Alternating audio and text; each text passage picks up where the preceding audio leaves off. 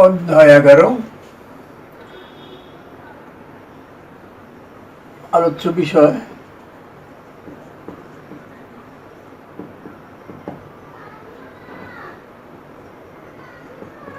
Hydrocarbon.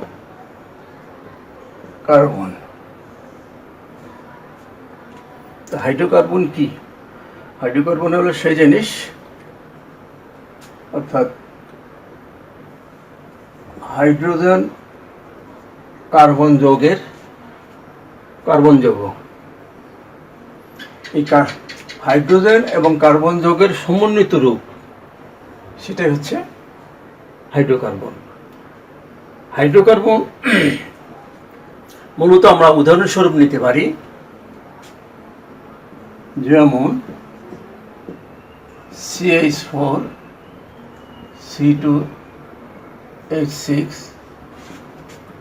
C6H6 হলো methane, ethane, benzene. হাইড্রোকার্বনকে দুটো ভাগে ভাগ করা হয়। হাইড্রোকার্বনকে দুভাগে ভাগ করা হয়, যার একটা ভাগ হচ্ছে এলিফ্যাটিক হাইড্রোকার্বন,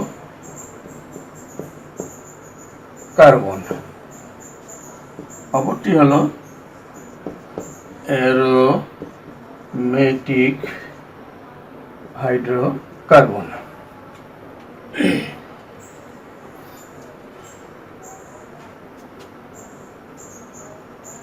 আমরা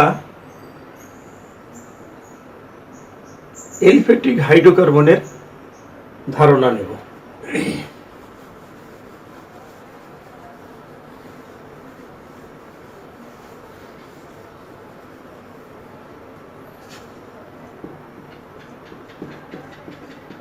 এলিফ্যাটিক হাইড্রোকার্বন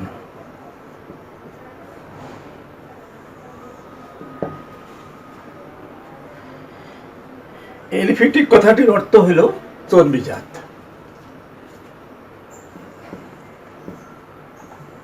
চর্বিজাত অর্থাৎ এটি প্রাণীর চর্বি থেকে পাওয়া গিয়েছিল, বিধায় এই ধরনের হাইড্রোকার্বনের নাম দেওয়া হয়েছে এলিফ্যাটিক হাইড্রোকার্বন। এলিফ্যাটিক হাইড্রোকার্বনকে আবার দুটো ভাগে ভাগ করা হয়।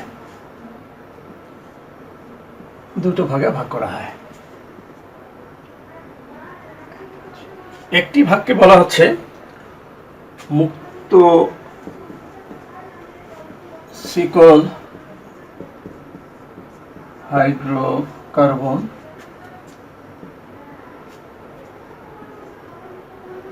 অপরটিকে বলা হচ্ছে বদ্ধ শিকল হাইড্রোকার্বন। তাহলে আমরা এখানে পাইলাম এলিফ্যাটিক হাইড্রোকার্বন, মুক্ত শিকল হাইড্রোকার্বন এবং বদ্ধ শিকল হাইড্রোকার্বন। তাহলে আমরা মূলত মুক্ত শিকল হাইড্রোকার্বনের সংক্ষিপ্ত ধারণা নেব আর কি। মুক্ত শিকল হাইড্রোকার্বন, মুক্ত শিকল হাইড্রোকার্বন কাকে বলা হয়? যে সকল হাইড্রোকার্বনে কার্বন শিকলের দুই প্রান্তের কার্বন দুইটি মুক্ত অবস্থায় থাকে তাকে মুক্ত শিকল হাইড্রোকার্বন বলা হয়।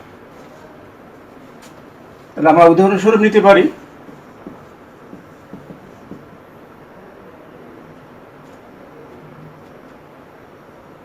বিউটেন।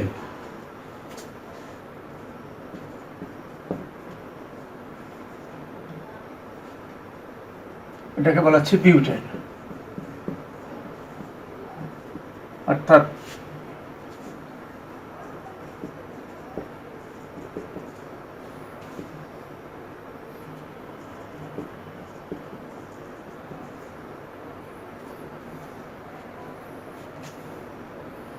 মুক্ত শিকল, তাহলে আমরা মুক্ত শিকল পেলাম যে সকল হাইড্রোকার্বনের কার্বন শিকলে দুই প্রান্তে কার্বন দুটি মুক্ত অবস্থায় থাকে তাকে বলা হচ্ছে মুক্ত শিকল হাইড্রোকার্বন। আমরা উদাহরণস্বরূপ নিলাম butane CH3, single bond CH2, single bond CH2, single bond CH3। মুক্ত শিকল হাইড্রোকার্বনকে আবার দুটো ভাগে ভাগ করা হয়।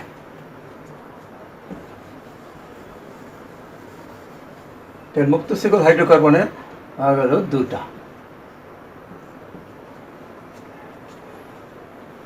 একটাকে বলা হচ্ছে সম্পৃক্ত মুক্ত শিকল হাইড্রোকার্বন, আর একটাকে বলা হয় অসম্পৃক্ত মুক্ত শিকল হাইড্রোকার্বন।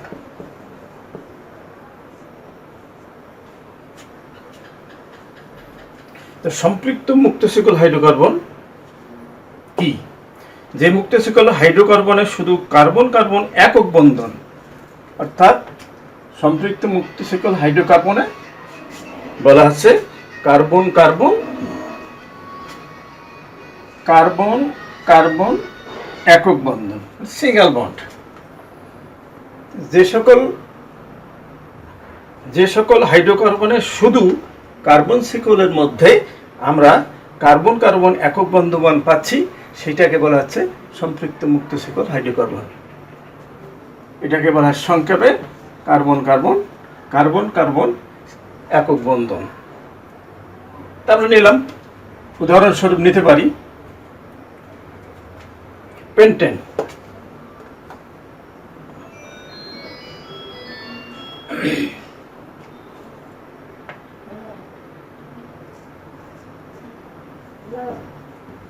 আমরা নিলাম পেন্টেন, অর্থাৎ C5 হাইড্রোজেন 12। আমরা এটাকে যদি আমরা গাঠনিক সংকেত হিসাবে নেই তাহলে CH3 CH2 CH2 CH3।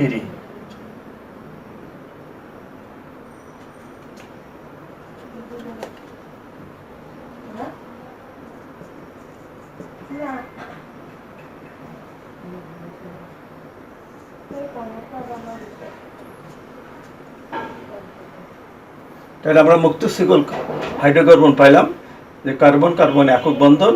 আমরা উদাহরণস্বরূপ নিলাম পেন্টেন, পেন্টেনের গাঠনিক সংকেতটা আমরা দেখাই দিলাম। নেক্সট আমরা আসবো অসম্পৃক্ত মুক্ত শিকল হাইড্রোকার্বন।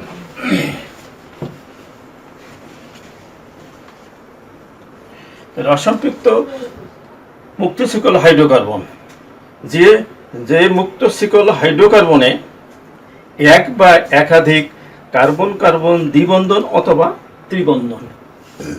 তাহলে কার্বন কার্বন দ্বিবন্ধন অথবা কার্বন কার্বন ত্রিবন্ধন। তাহলে অসম্পৃক্ত মুক্ত শিকল হাইড্রোকার্বনে কার্বন কার্বন যদি দ্বিবন্ধন থাকে, কার্বন কার্বন যদি তিন বন্ধন থাকে, তাহলে আমরা বুঝবো কি এটাকে বলা হবে অসম্পৃক্ত মুক্ত শিকল হাইড্রোকার্বন। আমরা উদাহরণস্বরূপ নিতে পারি C2H2। এটাকে বলা হয় ইথাইন। ইথাইনের এটার গাঠনিক অবস্থা হলে তাহলে আমরা যদি এইটা নেই, এটা বের করি এটার থেকে, তাহলে আমরা পাচ্ছি এখানে কার্বন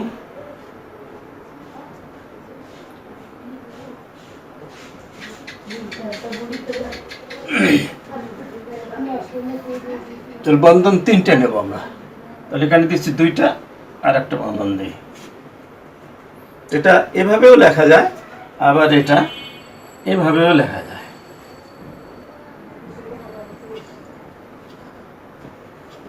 এভাবেও লেখা যায়, দুইভাবে। তাহলে অসম্পৃক্ত আমরা হাইড্রোকার্বন মুক্ত শিকল হাইড্রোকার্বন পাইলাম যে কার্বন কার্বন দ্বিবন্ধন এবং কার্বন কার্বন ত্রিবন্ধন যদি থাকে তাহলে সেটাকে বলা হবে অসম্পৃক্ত মুক্ত শিকল হাইড্রোকার্বন।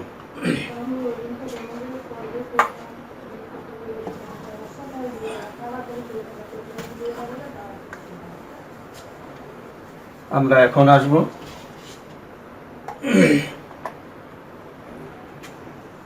বদ্ধ শিকল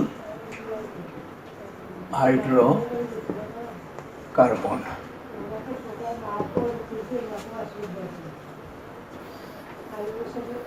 কার্বন শিকলের দুই প্রান্তের কার্বন পরস্পর যুক্ত হয়ে একটি বলয় বা চক্র গঠন করে।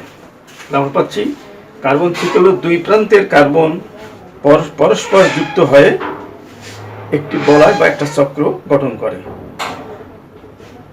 এটি হলো বদ্ধ শিকল হাইড্রোকার্বন। এটি দুইভাবে হতে পারে, একটা সম্পৃক্ত এবং অপরটি হলো অসম্পৃক্ত। এই দুইভাবে বদ্ধ শিকল হাইড্রোকার্বন হতে পারে। আমরা উদাহরণস্বরূপ নিতে পারি যে যেহেতু সম্পৃক্ত এবং অসম্পৃক্ত,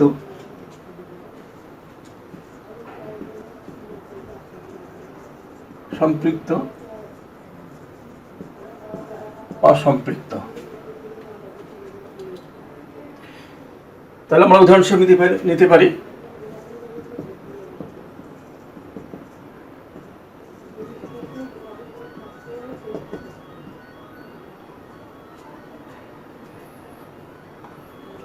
তাহলে আমরা পাইলাম CH2 single bond CH2 single bond CH2 single bond CH2 single bond. এটাকে বলা হয় সাইক্লো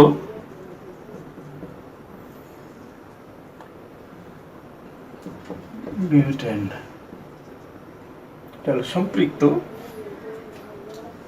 বদ্ধ শিকল হাইড্রোকার্বন। নেক্সট হলো অসম্পৃক্ত। আমরা যদি উদাহরণস্বরূপ নেই CH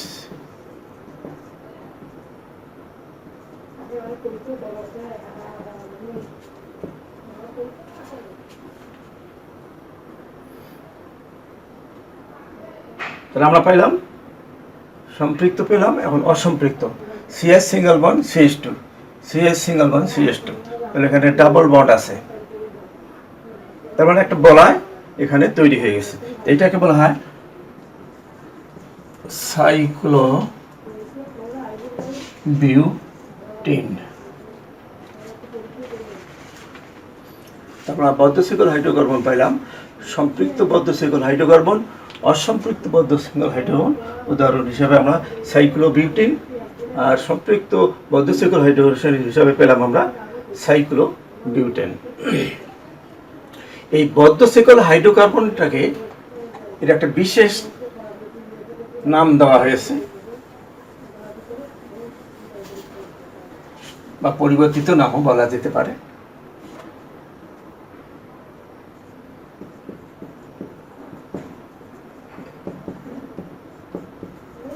এলিসাইক্লিক। এলিসাইক্লিক হাইড্রোকার্বন বলা যায়।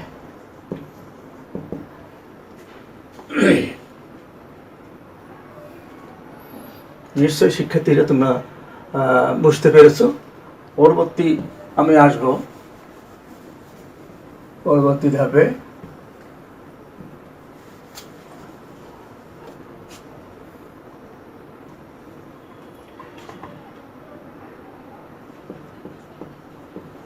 Aromatic hydrocarbon.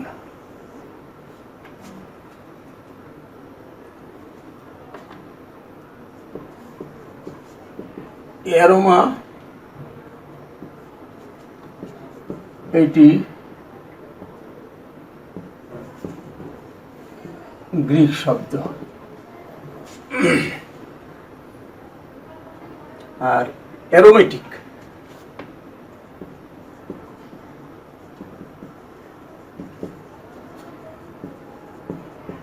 শব্দটির অর্থ হল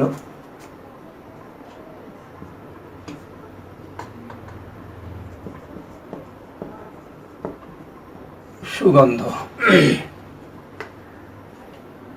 তো সুগন্ধ কোন জিনিসগুলোর মধ্যে আমরা পাই? আমরা একটা উদাহরণস্বরূপ নিতে পারি C6H6 বেনজিন,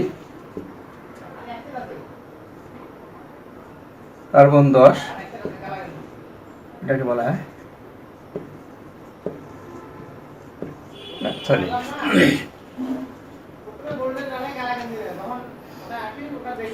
অ্যারোমেটিক যৌগগুলো সাধারণত 5, 6 কিংবা 7 সদস্যের সমতুলীয় চাক্রিক যৌগ। আমি আবার বলছি যে অ্যারোমেটিক যৌগগুলো সাধারণত 5, 6 কিংবা 7 সদস্যের সমতুলীয় চাক্রিক যৌগ। পর্যায়ক্রমে কার্বন কার্বন একক বন্ধন কিংবা একটি দ্বিবন্ধনও থাকতে পারে।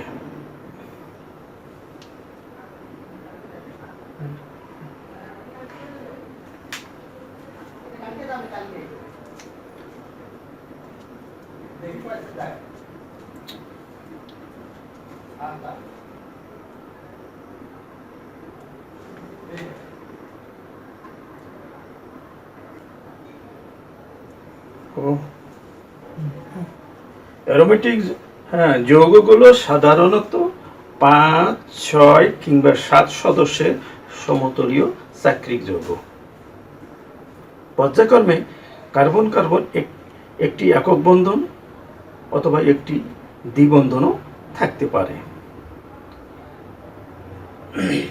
আমরা উদাহরণস্বরূপ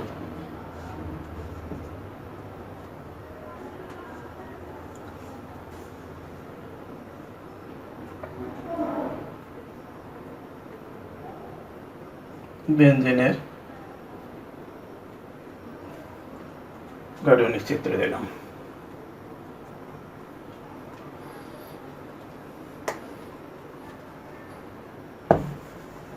পরবর্তীতে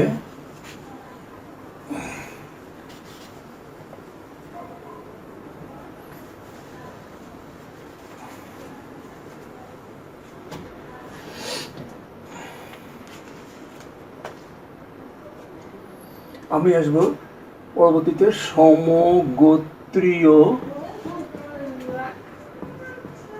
শ্রেণী। সমগোত্রীয় শ্রেণী কি বা কি বুঝি আমরা?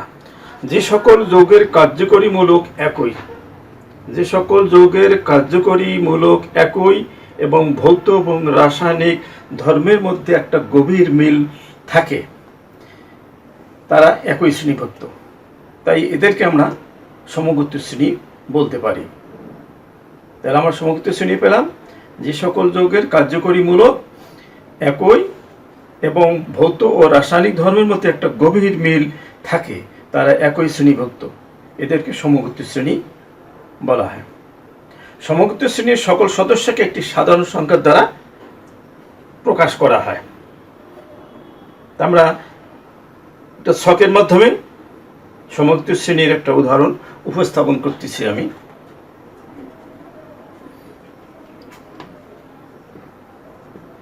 সমগোত্রীয় শ্রেণী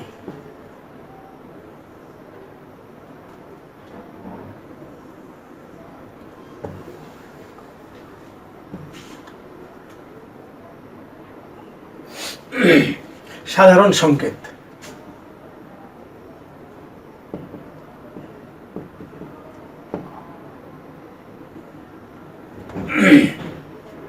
সদস্যের নাম ও সংকেত।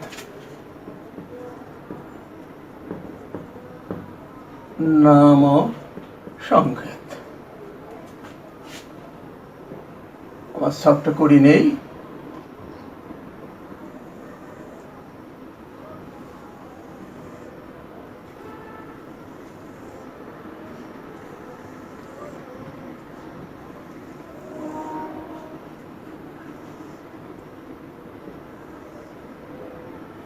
তাহলে সমগোত্রীয় শ্রেণী আমরা নিলাম অ্যালকেন। অ্যালকেনের সাধারণ সংকেত CnH2n+2।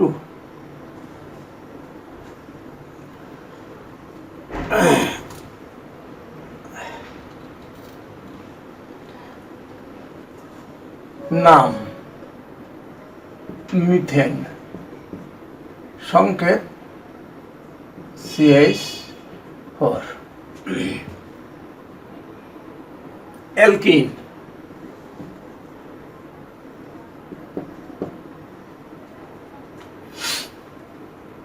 Alkyne, CnH2n। Ethene,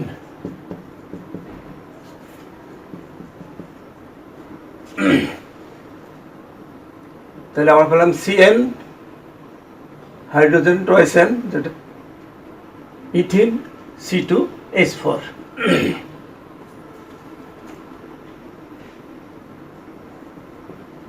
অ্যালকাইন, CnH2n-2।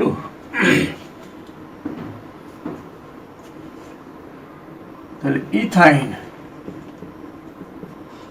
সংকেত C2H2। অ্যালকোহল,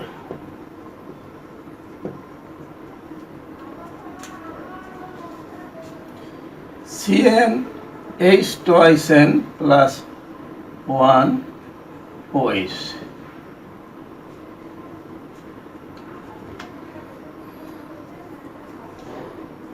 CH3OH, সরি এটা পরবর্তীতে দেই।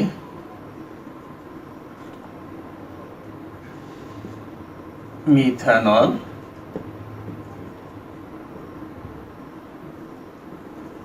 OH। Aldehyde,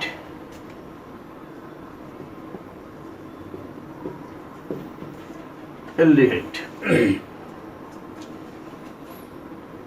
CnH2n+1CHO।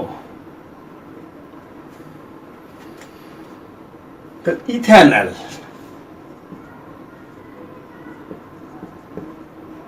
ইথানল, তাহলে CH3CHO।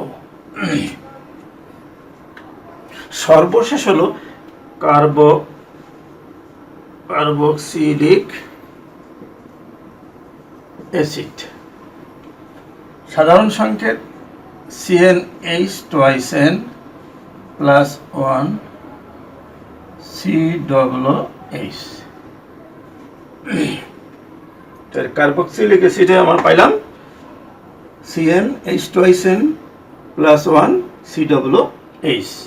আমরা নিতে পারি সদস্যের নাম ইথানোয়িক অ্যাসিড, সংকেত দিতে পারি CH3COOH। প্রিয় শিক্ষার্থীবৃন্দ, নিশ্চয়ই তোমরা বুঝেছ আমি যে আলোচনা করলাম সেই জিনিসগুলো বাসা বসে আবার তোমরা নিজেরাই পুনরাবৃত্তি করবে। পুনরাবৃত্তি করলে জিনিসগুলো তোমাদের আয়ত্তে আসবে। আজকে এই পর্যন্ত। আল্লাহ হাফেজ।